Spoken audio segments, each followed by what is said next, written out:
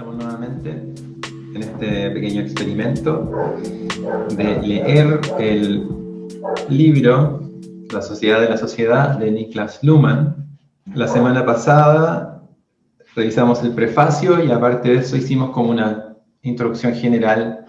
Entonces, como les decía, revisamos el prefacio y ahora vamos a ver la subsección que se llama La teoría de la sociedad de la sociología, que está dentro de la primera parte de este libro que se llama La sociedad como sistema social. Yo creo que si alcanzamos a revisar este capítulo de la sociedad como sistema social en detalle, ya vamos a tener un buen, digamos, producto. En esta sección que vamos a revisar, que se llama La teoría de la sociedad de la sociología, Luhmann lo que hace básicamente es como ir indicando por qué son insuficientes ciertas ideas que tenemos sobre el concepto de sociedad particularmente. O sea, lo que está haciendo es ir poco a poco, autor por autor, de alguna manera instalando ciertas dudas sobre el poder de ciertas definiciones de sociedad.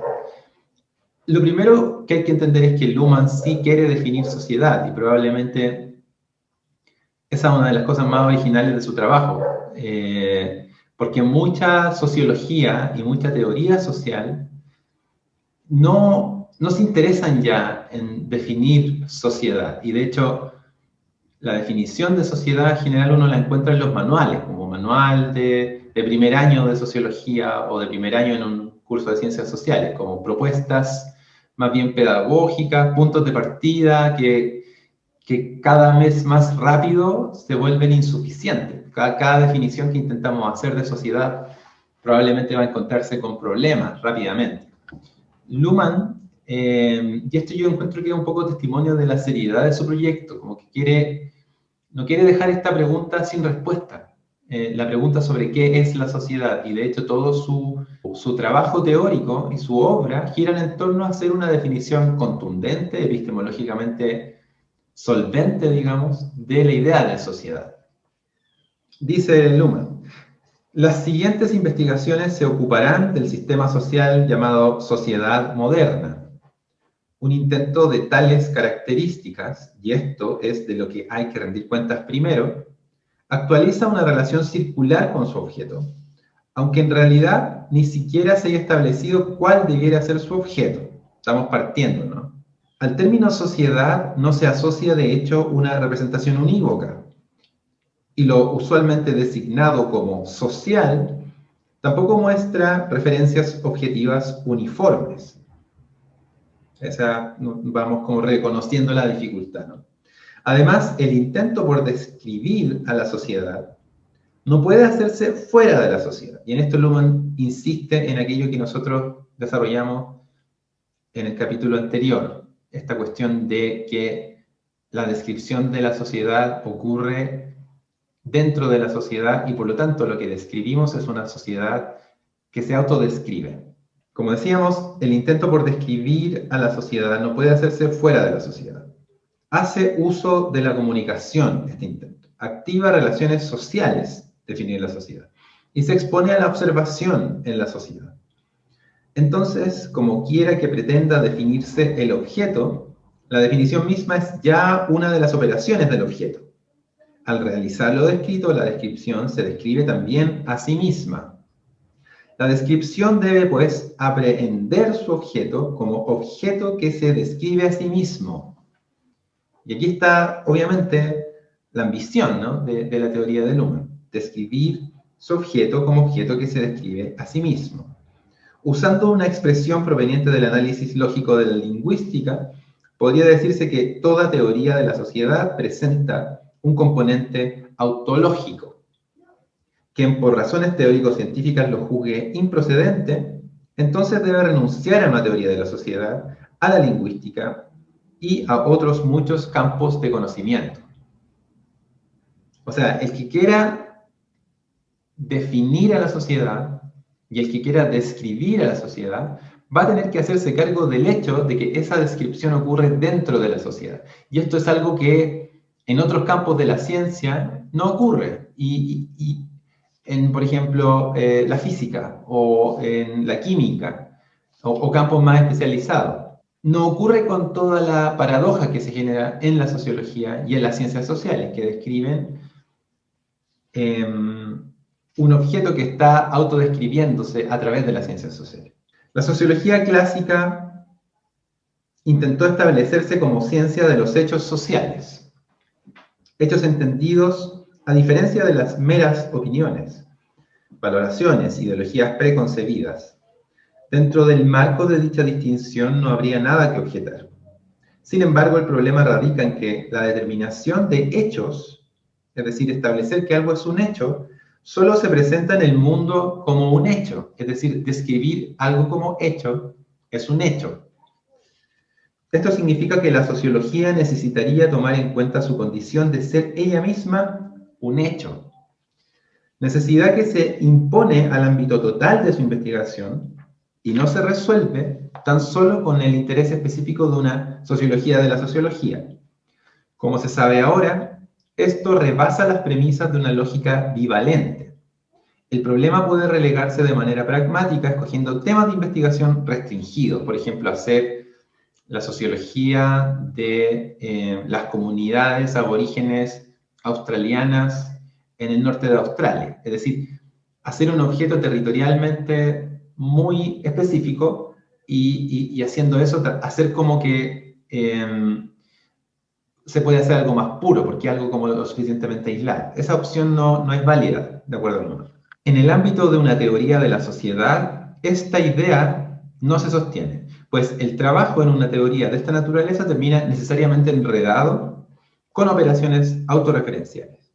La teoría solo puede comunicarse dentro del sistema sociedad, es decir, la teoría no puede evitar su implicación con aquello que está describiendo o sobre aquello sobre lo cual se está teorizando. Hasta hoy la sociología no ha sabido plantearse con el suficiente rigor este problema, ni ha derivado de allí las consecuencias resultantes. Por eso tampoco ha podido contribuir con una teoría plausible de la sociedad. O sea, lo que Luhmann dice es que la falta de una teoría sobre la sociedad se debe, en parte, a que la sociología no ha querido aceptar el hecho de que ella es parte de la sociedad. No ha querido aceptarlo en todas sus consecuencias. O sea, lo acepta como a la pasada, como que es obvio. Pero no hace un trabajo teórico a partir de ese hecho. Hacia finales del siglo XIX, todo intento por vincular la descripción de la sociedad a su objeto fue tomado como ideología y por tanto rechazado. Ideología en el sentido de que el pensamiento filosófico estaba llamado, digamos, a ponerse fuera, ¿no? Era una manera de tomar distancia, por lo tanto, reconocerse dentro de aquello que uno está observando, era como una implicación ideológica. Sobre esa base habría sido impensable el establecimiento académico de la sociología en el ámbito de las ciencias exactas. Por eso muchos llegaron a pensar que debía renunciarse a un concepto de sociedad para limitarse al análisis estrictamente formal de las relaciones sociales. Y si uno piensa en la sociología contemporánea, esto es básicamente lo que ocurre. O sea, la pregunta sobre la sociedad, sobre la idea misma de sociedad, está un poco abandonada. Parece, no es que no sea importante, sino que tal vez es demasiado importante y por lo tanto puede hacernos perder el tiempo, ¿no? Es como una distracción teórica innecesaria, pensar demasiado en qué es la sociedad. Lo que Luhmann está diciendo es que no podemos hacer nada respecto a la sociedad, no podemos hacer ninguna sociología si no nos hacemos cargo de esto primero. Una conceptualización basada en la diferencia parecía ser suficiente para recalcar el interés de investigación de la sociología. Otros, sobre todo Durkheim, opinaban que sí era posible una ciencia rigurosamente positiva de los hechos sociales y de la sociedad como su condición de posibilidad. Algunos más se conformaban con la distinción entre ciencias de la naturaleza y ciencias del espíritu, y con la relativización histórica de todas las descripciones de la sociedad. Haciendo caso omiso de los detalles, por lo común se veían obligados, por cuestiones de teoría del conocimiento, a aceptar la distinción sujeto-objeto y por consiguiente solo podían escoger entre una posición científicamente ingenua o una posición reflexionada de manera teórico-trascendental. Ahora, aquí Luhmann ya está introduciendo la cuestión de la teoría del conocimiento, porque si uno lo piensa, la teoría social de Luhmann, o la teoría de la sociedad, es una teoría del conocimiento. El énfasis que él está poniendo en la cuestión de la autoimplicación, en la autorreferencialidad, es porque su teoría es una teoría del conocimiento, básicamente. Y vamos a verlo un poco más adelante. Muchas de las singularidades de la sociología clásica de hoy habría que atribuirlas a la limitación de este esquema selectivo y al empeño por salir adelante a pesar de él. Es decir, la sociología como que se casa con ciertas distinciones, por ejemplo, sujeto-objeto, y pese a todos sus esfuerzos de superar esto, digamos que está como anclada a esta discusión originaria. Así se explican las extrañas conexiones entre trascendentalismo y psicología social en George Simmel, la teoría del valor en el concepto de acción de Max Weber y su relación con el neokantismo, y además el requerimiento de Chelsky de una teoría trascendental de la sociedad a la que no podría llegarse mediante métodos empíricos normales.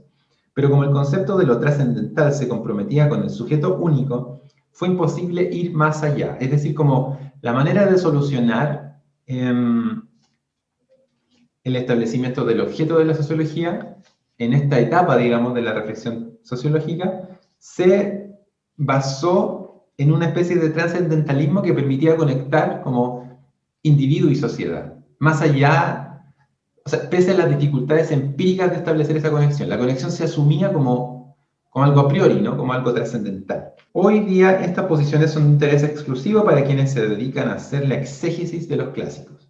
A pesar de las dificultades de esta vinculación indiscutida con el esquema sujeto-objeto y de la imposibilidad de resolver con dicho esquema el problema del objeto, queda el hecho de que la sociología clásica nos ha aportado la única descripción de la sociedad con la que actualmente contamos. Quizás esto explica el encanto que emana de los clásicos y que los ha convertido, en sentido estricto, en textos que parecieran elevarse por encima de lo meramente temporal. Casi todo el trabajo teórico de la sociología actual está dedicado a la retrospectiva y a la reconstrucción. Por eso vale la pena preguntarse cómo ha sido posible este éxito. Y aquí Luhmann también insiste, y es una característica de su trabajo, esta toma de distancia con la tradición, que fue algo que comentamos la semana pasada. Como que la tradición tiene un lugar, pero no puede seguir ensayándose una teoría de la sociedad que solamente se basa en los materiales teóricos, como en las ruinas teóricas de edificios que ya mostraron que no son suficientes, ¿no? Estos grandes clásicos. Ahora, él se pregunta, ¿por qué seguimos leyendo a los clásicos con esa, como buscando en ellos los elementos para generar una teoría de la sociedad? ¿Cómo ha sido posible eso? Y lo ha sido, de esto no cabe duda, porque no se reconoció la relación circular con el objeto, nuevamente el tema de la autorreferencia. La salida que acabó ocultando a los clásicos el problema residió en un autoposicionamiento histórico, es decir, en la disolución del círculo a través de una diferencia histórica en la cual la teoría se vinculaba a sí misma históricamente, aunque solo históricamente. Es así como en el siglo XIX la sociología afronta en sus inicios los problemas estructurales y semánticos. Aún allí donde los conceptos se formulan de manera abstracta, su plausibilidad arranca de la situación histórica. Desvanecida la confianza en el progreso, se sustituyen los análisis estructurales confiados en el desarrollo positivo, a pesar de todos los costes sociales, por los análisis de la diferenciación social, de la dependencia de la organización, de la estructura de los roles.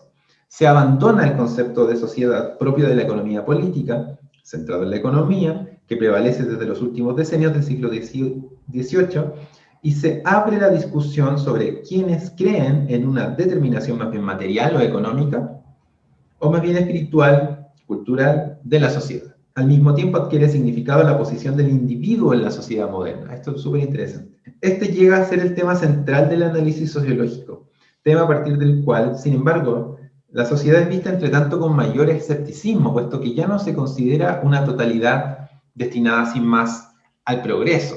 Luhmann en este pasaje y en el siguiente está haciendo un recorrido como hiper sintético de la semántica en torno al concepto de sociedad y la semántica en torno al concepto del individuo, es decir, cómo el significado que tienen estos conceptos en la discusión de autores a lo largo de los siglos, digamos, va demostrando su dificultad, como que se van agotando con cada generación, digamos. Y cuando se introduce la idea del sujeto, como un sujeto hasta cierto punto capaz de tener ideas en contra de la sociedad o capaz de aislarse, eso le genera un problema a cualquier teorización de la sociedad que se base justamente en el esquema sujeto-objeto. Porque entonces el problema es cómo se integran los sujetos. Y esa pregunta por la integración es la que acompaña a la sociología de Durkheim también, por ejemplo. Conceptos como los de socialización y rol subrayaron la necesidad de una mediación teórica entre individuo y sociedad.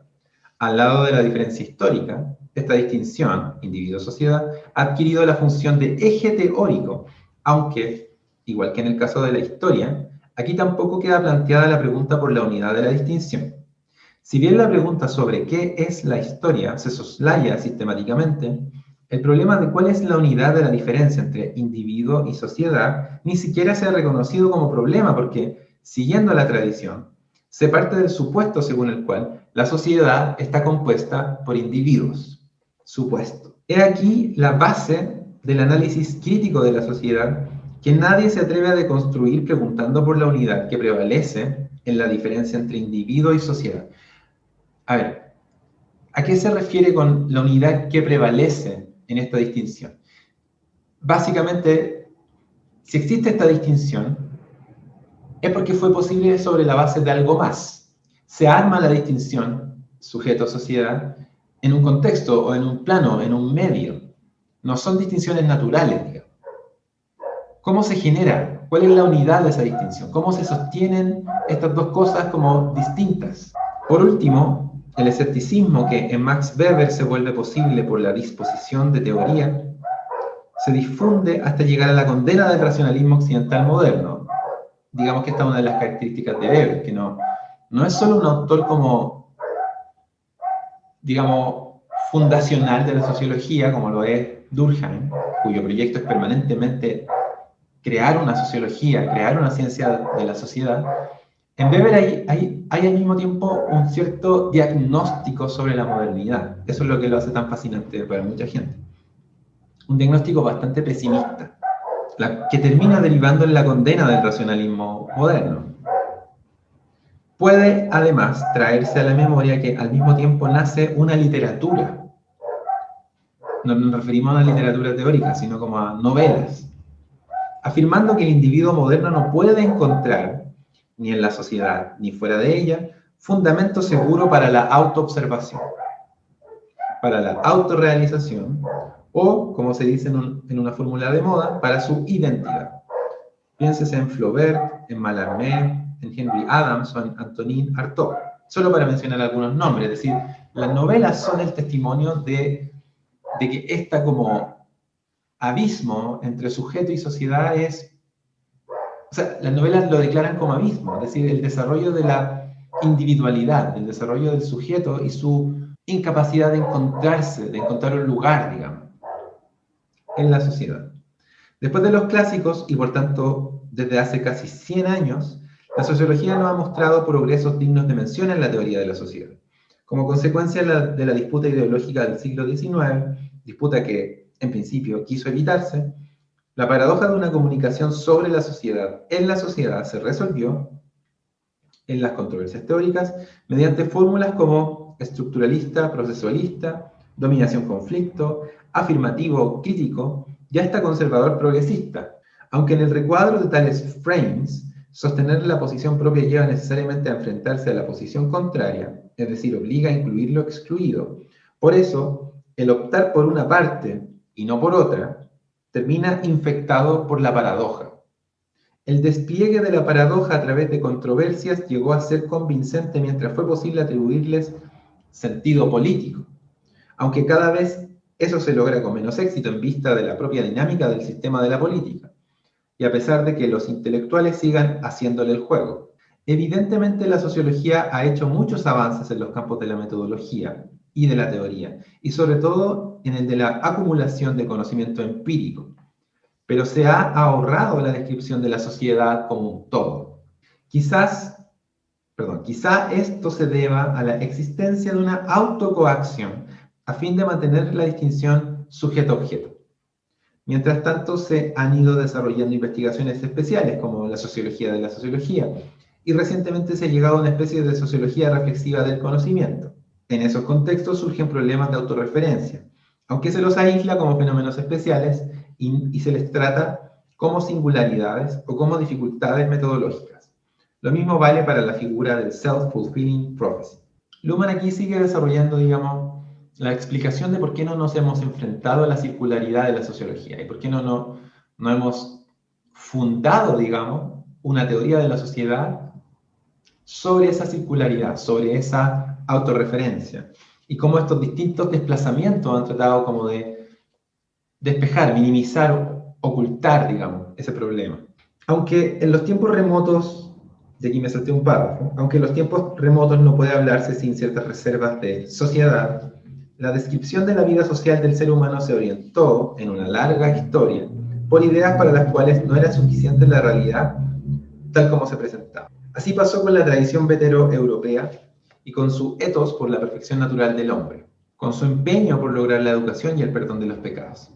Es decir, aquí cuando Luhmann dice que las descripciones de la sociedad históricamente han estado, digamos, orientadas por algo más que la realidad tal y como se presenta, él está diciendo que las descripciones tienen como una carga moral, digamos, o metafísica, por así decir. En la tradición vetero-europea, entonces, está este ethos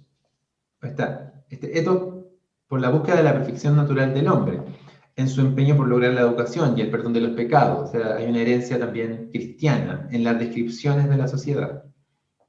Aunque esto también es válido para la Europa moderna y para la Ilustración con su doble deidad de razón y crítica, hasta en el siglo XX se mantiene despierta esta conciencia de insatisfacción vinculada a la idea de modernidad. Todavía Richard Munch considera que atenerse a esta tensión de razón y realidad es un rasgo imprescindible de la modernidad, así como la explicación de su dinamismo específico. Entre tanto, sin embargo, el sentido de los problemas se ha trasladado de las ideas a la realidad misma. Ese es ahora el reto de la sociología. Lo que habría que entender primero es por qué la sociedad se causa tantos problemas a sí misma, independientemente de la intención de mejorarla con vista de ideas como mayor solidaridad, emancipación, comunicación racional, integración social, etc. Y esto para mí es una clave de este libro. La sociología tendría que comprender su relación con la sociedad como una relación de aprendizaje y no de enseñanza. Y Luhmann lo que hace en este párrafo hiperdenso es un poco hacer la genealogía de una cierta teorización de la sociedad que tiene una aspiración pedagógica y al mismo tiempo teológica, como la implementación del reino de Dios, digamos, como de lo que se trata es de educar al hombre, enseñarle, liberarlo de sus pecados. Una teorización que tiene una raíz de alguna manera culposa y que ha sido el objetivo de mucho trabajo también filosófico paralelo. Uno podría pensar en digamos, los seguidores de Nietzsche como Foucault, que desarrollan con mucho más detalle esto, pero Luhmann también se está haciendo cargo un poco de esto. ¿Cómo nos sacamos esta mochila moral, teológica, que está determinando los conceptos de sociedad que vamos desarrollando?